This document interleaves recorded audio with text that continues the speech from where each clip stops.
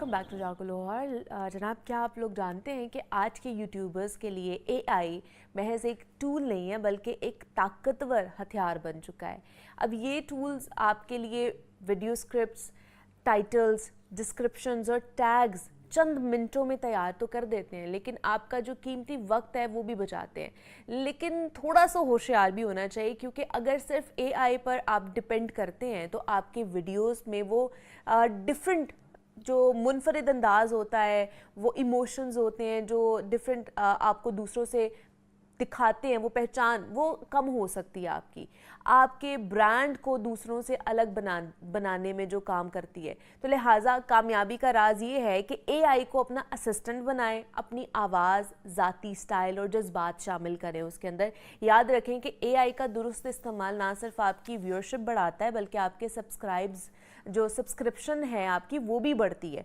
तो आज के सेगमेंट में हम यही बात करेंगे कि एआई को हम किस तरह इस्तेमाल कर सकते हैं और उसके ज़रिए कंटेंट बनाना यूट्यूबर्स के लिए कितना फ़ायदेमंद है और कितना नुकसानदेह हो सकता है। तो इस पर बात करने के लिए साद राशिद ने हमें ज्वाइन किया है, जो कि कंटेंट क्रिएटर भी हैं और हमें आज बताएंगे कि एआई का इस्तेमाल किस तरह किया जा सकता है अगर आप लोगों ने यूट्यूबर्स बनना है। तो साद, आपको वेलकम कहते हैं जागो लाहौर में। कैसे हैं आप? ठीक ठाक है? अस्सलाम वालेकुम, thank you so much for having me. Yes, I am good. आपने बिल्कुल सही इंट्रोडक्शन दी है कि यस, अभी 2026 स्टार्ट हो गया एंड एआई अपनी पीक पकड़ती जा रही है और जो लोग एआई को यूज़ कर रहे हैं, ठीक है, थोड़ी सी गपशप के लिए मतलब रैंडमली चैट जीपीटी को फजूल की प्रॉम्प्ट्स दे रहे हैं, आई वुड हाईली सजेस्ट कि उनको कंटेंट क्रिएशन की तरफ आना चाहिए। बिकॉज कंटेंट क्रिएशन के अंदर आप अपने फेस के साथ तो जा ही सकते हो, लाइक जिस तरह से जैसे मेरा एक पर्सनल यूट्यूब चैनल है और भी कितने लोगों का होगा, लेकिन आप फेसलेस यूट्यूब चैनल्स भी क्रिएट कर सकते हो जिसके अंदर ना आपका फेस सामने जा रहा है ना आपकी आवाज़ सामने जा रही है, and still you will be having a YouTube channel जिसकी शायद यूएसए से ऑडियंस हो, जिसकी फ्रांस से ऑडियंस हो, जिसकी स्पेन से ऑडियंस हो। क्यों? क्योंकि ये सारी चीज़ें एआई से हो जाती हैं।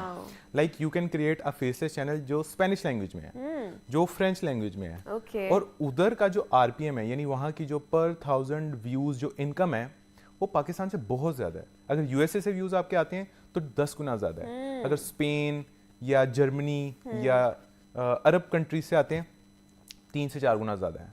तो एनीथिंग यू कैन डू, बस थोड़ा सा दिमाग लगाने की जरूरत है, थोड़ा सा स्ट्रैटेजी की जरूरत है, because voice over her language में निकल आता है, स्क्रिप्ट हर लैंग्वेज में निकल आता है। यस, वीडियो के विजुअल्स वो तो सेम ही रहते हैं, ठीक है, और थंबनेल के ऊपर जो टेक्स्ट लिखना है वो भी आप लिखवा सकते हो चैट जीपीटी से, लिख लो आप उसको कैनवा में या किसी भी एआई टूल को यूज करके। लेकिन फिर ये कहा जाता है ना कि आप जिस एरिया का आपका बना होगा अकाउंट, उसी एरिया के हिसाब से आपको कह लें कि पैसे या इनकम आएगी। अब जैसे आपने कहा कि आप फेसलेस अगर बनाते भी हो कंटेंट, तो आपकी ऑडियंस चाहे यूके की हो, फ्रांस की हो सकती है, किसी और कंट्री की भी हो सकती है। तो अब हमारे यहाँ पे माइंडसेट ये है कि हमें बाहर का चैनल चाहिए और वहां से हमें डॉलर्स में ज्यादा पैसे आएंगे, पाकिस्तानी चैनल नहीं हमने बनाना है। ऐसा है वैसे? अच्छा, ये हमने सुना था टिकटॉक पे। अच्छा। मतलब कि टिकटॉक में ऐसा होता है। हाँ। और खुद एज्यूम कर लिया कि यूट्यूब पे भी ऐसा होता है। यूट्यूब पे ऐसा बिल्कुल भी नहीं होता। यूट्यूब पे आप लिटरली आप किसी गाँव से भी बैठ के अगर वीडियो देख रहे हैं ना, अभी अगर हमारा शो देख रहे हैं, आपने पाकिस्तानी बेस्ड अकाउंट बनाना है, आपने सारी चीजें पाकिस्तान बेस्ड करनी है, आपने सिर्फ टॉपिक सिलेक्शन वहाँ की करनी है कि जो लोग वहाँ की चीज़ों में इंटरेस्टेड हैं, आपने उस तरह की वीडियोस बनानी है। फॉर एग्जांपल जैसे मिस्टर बीस्ट है, उसको हम पाकिस्तानी या इंडियंस को पता है। मिस्टर बीस्ट की तरह के 100 और यूट्यूबर्स हैं जिनके 50 मिलियन से ऊपर सब्सक्राइबर्स हैं और वो चैलेंजेस ही करते हैं जिसका पाकिस्तानी इंडियंस को नहीं पता। अच्छा। ठीक है, आप उन पे कमेंट्री चैनल बना दें, ठीक है, कि वो क्या कर रहे हैं, उनके क्या स्कैंडल्स हैं, उनकी क्या लीक्स हैं, एटसेट्रा एटसेट्रा, यानी कमेंट्री आप कर सकते हैं। तो वो पाकिस्तान इंडिया में, चाहे पाकिस्तान इंडिया बेस्ड चैनल है, वो यहाँ पे आएगी ही नहीं वीडियो, वो वहीं के लोग देखेंगे। और ये ना इंडियंस ऐसा बहुत करते हैं, वो दोनों ऐसे बैठे हुए होते हैं, मतलब काफी मैंने ऐसे देखे हैं उनकी वीडियोस कि वो पाकिस्तानी चीजों के ऊपर रिव्यूज दे रहे होते हैं। यस, उनकी मूवीज के ऊपर, उनके ड्रामास के ऊपर छोटी सी वो खबर पकड़ लेते हैं और कमेंट्री कर रहे होते हैं, और वो इतने व्यूज ले रहे होते हैं। वो बहुत व्यूज ले रहे होते हैं, लेकिन स्टिल मैं कहूंगा वो भी नहीं करना। क्यों? क्योंकि उसमें आपका फेस जब सामने जाएगा, people from Pakistan and India will relate मोर, ना कि यूएसए के लोग, ठीक है। तो आपने फेस नहीं लेके जाना, सही है। जस्ट कमेंट्री एक दफा उर्दू में कर लो, ठीक है। कोई भी चीज सोच के उर्दू में देखो कि मैं इस पे क्या कमेंट्री कर सकता हूँ, उसको ट्रांसलेट करवा लो इंग्लिश में, फिर फेस के बगैर वॉइस ओवर करवा लो। स्पीक से एक टूल है, 11 लैब्स एक टूल है, ठीक है, ये एआई वॉइस ओवर टूल है। अच्छा, आप इन पे जाओ, आप इन पे जाके वॉइस ओवर्स जनरेट करो, कैपकट पे सारा काम हो जाता है, ऑडियो फाइल अपनी एक्सपोर्ट करो, पीछे विजुअल्स लगाओ और आपको यूएसए से व्यूज आएंगे, आपको सामने जाने की जरूरत नहीं है, किसी को भी नहीं। लाइक अगर आप मतलब 13 साल के लोग भी अपना फेस से चैनल चला रहे हैं, जिनको इजाजत नहीं होती है ना, जैसे गर्ल्स हैं उनको इजाजत नहीं होती है कि वो ये जो कैमरा शाई भी हैं, हर बंदा कैमरे पे नहीं आ सकता, इट्स नॉट दैट इजी।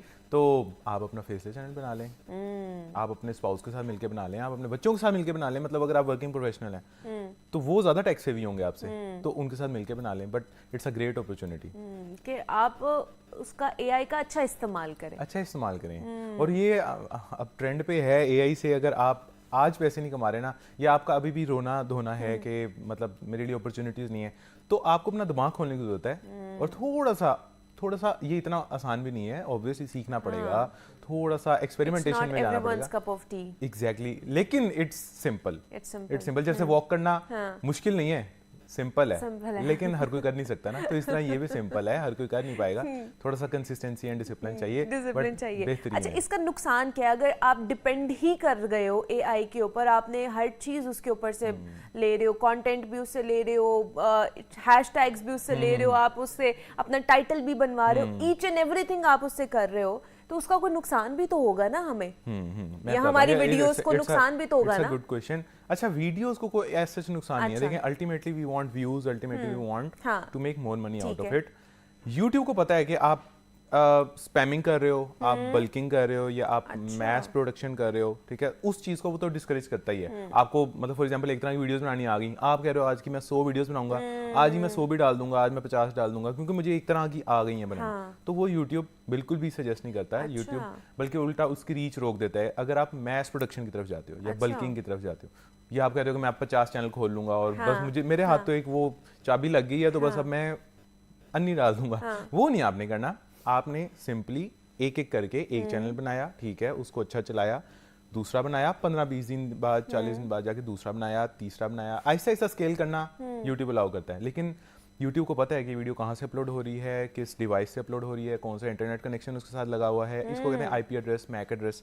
तो मेक इट श्योर कि आपने बल्किंग या स्पैमिंग की तरफ नहीं जाना, कि आप यूट्यूब को भर ही दो, आप 10-10 घंटे की वीडियो डाल रहे हो और दिन की 50 वीडियो डाल रहे हो, क्योंकि एआई से बनाना तो कोई मुश्किल काम नहीं है, ठीक है, और आपकी शायद एक आधी चल भी गई है अगर तुक्के में, तो आप कह रहे हो बस मैं अब ये मुझे कोई ना चीज़ मिल गई है, बस मैं इसको अब रेप्लिकेट करता जाऊँ, तो ये चीज़ें एक तो नहीं करनी।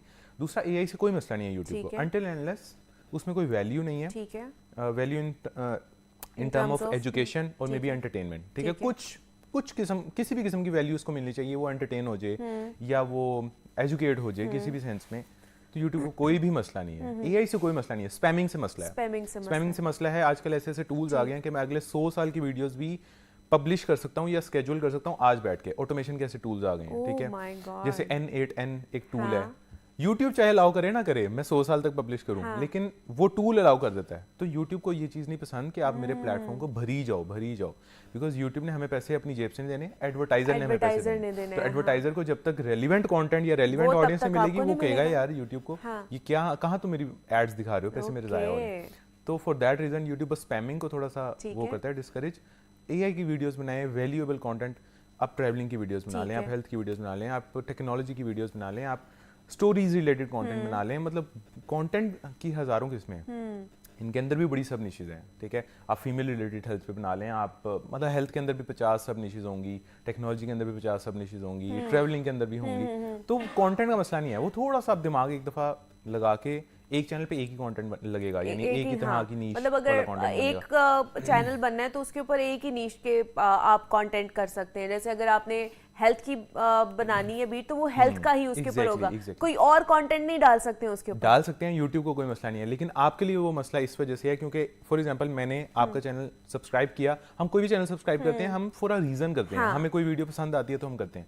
अब हमने वो वीडियो देख ली, हेल्थ की आपने डाली थी, मैंने सब्सक्राइब कर लिया, अगली आप टेक्नोलॉजी पे डाल रही हैं, मैं वो नहीं देखूंगा, राइट, क्योंकि मैंने जिस वजह से सब्सक्राइब किया था, हाँ वो हेल्थ का था। अब उससे आपके इंप्रेशंस, आपकी वीडियो का इंप्रेशन मेरे तक आया, मैंने क्लिक नहीं किया, ये टेक्निकल टर्म है CTR, इसको हम कहते हैं, ओके, कि CTR नहीं आएगा, ये लाइक मैं क्लिक नहीं करूंगा ना उस पर, तो यूट्यूब को लगेगा कि ये इंटरेस्टिंग वीडियो नहीं है, उसको नहीं पता कि मैंने पहले किस वजह से सब्सक्राइब किया था या आप क्या डाल रहे, उसने बस ये देखना है कि मैंने 100 लोगों को दिखाया, उसमें से 2 ने क्लिक किया, which is a very low CTR। अगर आप दोबारा हेल्थ का डालेंगी, हो सकता है वो CTR 5% आ जाए, 7% आ जाए, तो उस वीडियो को ज़्यादा रेकमेंड करेगा, तो ये इवेंचुअली आपके लिए नुकसानदेह है।